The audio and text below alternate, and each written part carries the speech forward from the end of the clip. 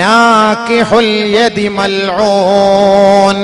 കൈകൊണ്ട് നിക്കാഹ് കഴിക്കുന്നവൻ ശപിക്കപ്പെട്ടവനാ. കൈകൊണ്ട് സുഖം എടുക്കുന്നവൻ ശപിക്കപ്പെട്ടവനാണ്. അതേപോലെ യുവതികളായ സഹോദരിമാർ കൈക്രിയകൾ ചെയ്യുന്നുവെങ്കിൽ അവളും ശപിക്കപ്പെട്ടവളാണ്, അവളും ശപിക്കപ്പെട്ടവളാണ്.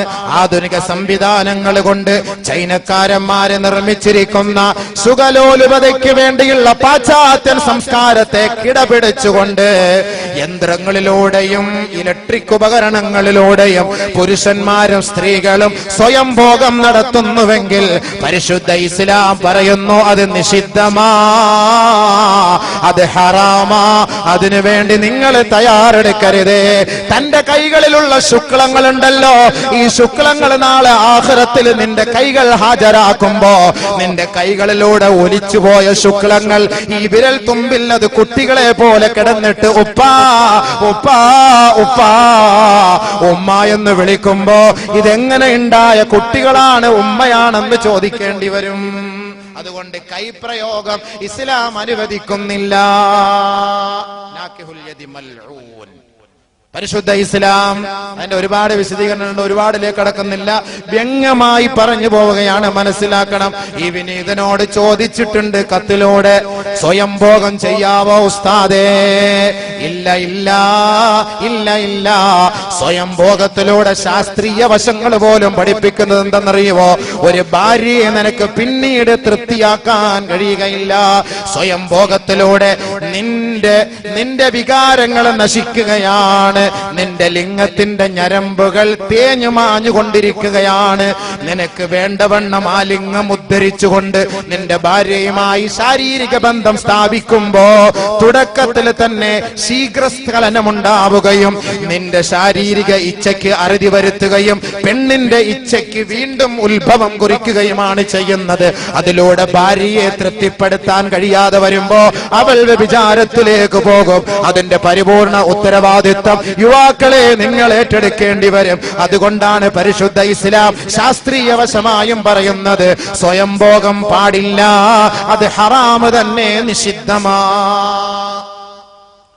ഹനഫി മദ്ഹബ് അനുസരിച്ച് വ്യഭിചാരത്തിലേക്ക് പോകുമെങ്കിൽ സ്വയം ഭോഗം ആകാമെന്ന് പറയുന്നുണ്ട്. എന്നാ പിന്നെ ഞങ്ങളെല്ലാം ഹനഫി മദ്ഹബുകാരായി. വേണമെങ്കിൽ ചെറുപ്പക്കാർ അങ്ങനെ ഒരു നിയത്തെടുക്കും. തോന്നുന്നത് പോലെ മദ്ഹബൊന്നും മാറാനൊന്നും പറ്റില്ല. തോന്നുന്നത് പോലെ അത് അങ്ങനെ ഒരു വ്യഭിചാരത്തിലേക്ക് പോകുന്ന ഒരു സാഹചര്യം വന്നാൽ സ്വയം ഭോഗം അനുവദനീയാണെന്ന് പറഞ്ഞാൽ, ഇതിപ്പോ എന്ന് പറഞ്ഞാൽ ഒരു ദിവസം 3-4 പ്രാവശ്യം സ്വയം ഭോഗം ചെയ്യുന്നവൻ എന്തോ അപ്പൊ എത്ര വ്യഭിചരിച്ചോണ്ടിരിക്കുക ജോലി?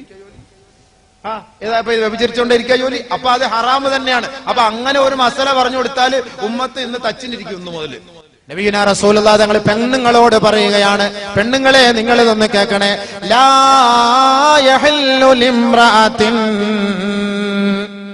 ഒരു പെണ്ണിനും അനുവദനീയമല്ല ഹത്താ തഅറുദ നഫ്സഹാ അലാ സൗജിഹാ, തന്റെ ഭർത്താവിന്റെ മുന്നിൽ അവളുടെ ശരീരം മുഴുവനും പ്രകടിപ്പിക്കുന്നത് വരെ ഒരു പെണ്ണിനും ഉറങ്ങൽ അനുവദനീയമല്ല. ലാ യഹല്ലു ലിംറഅത്തിൻ അൻ തനാമ ഹത്താ തഅറുദ നഫ്സഹാ അലാ സൗജിഹാ. അല്ലാഹുവിന്റെ റസൂൽ പറയുകയാണ്, സഹോദരി നിന്റെ ഭർത്താവ് പുറത്ത് വ്യഭിചരിക്കാൻ പോകാനുള്ളതിന്റെ പരമപ്രധാനമായ കാര്യം ഒന്നുകിൽ നിന്റെ ഭാഗത്തു നിന്നുള്ള വീഴ്ചയാണ്. ആ വീഴ്ചയ്ക്ക് നീ തന്നെ പരിഹാരം കാണണം. എങ്ങനെയാണെന്ന് അല്ലാഹുവിന്റെ റസൂൽ പറഞ്ഞു തരികയാണ്. ലാ യഹല്ലു ലിംറഅത്തിൻ, ഒരു പെണ്ണിനും അനുവദനീയമല്ല അൻ തനാമ, അവൾ ഉറങ്ങൽ ഹത്താ തഅറുദ നഫ്സഹാ അലാ സൗജിഹാ, തന്റെ ഭർത്താവിന്റെ മുന്നിൽ തന്റെ ശരീരത്തെ അവൾ വെളിവാക്കി കാണിക്കുന്നത് വരെ. എങ്ങനെ? വെറുതെ പോയി പൗഡർ ഇട്ടുകൊണ്ട് നിന്നാ പോരാ, ചുണ്ട് മിനുക്കിക്കൊണ്ട് നിന്നാ പോരാ. ഭർത്താവും ഭാര്യയും മാത്രമുള്ള മുറിയിലേക്ക് അവൾ കടന്നു വരണം. അദ്ദേഹത്തിന്റെ മുന്നിൽ വെച്ച് അവളുടെ വസ്ത്രം അവൾ അഴിച്ചു മാറ്റണം.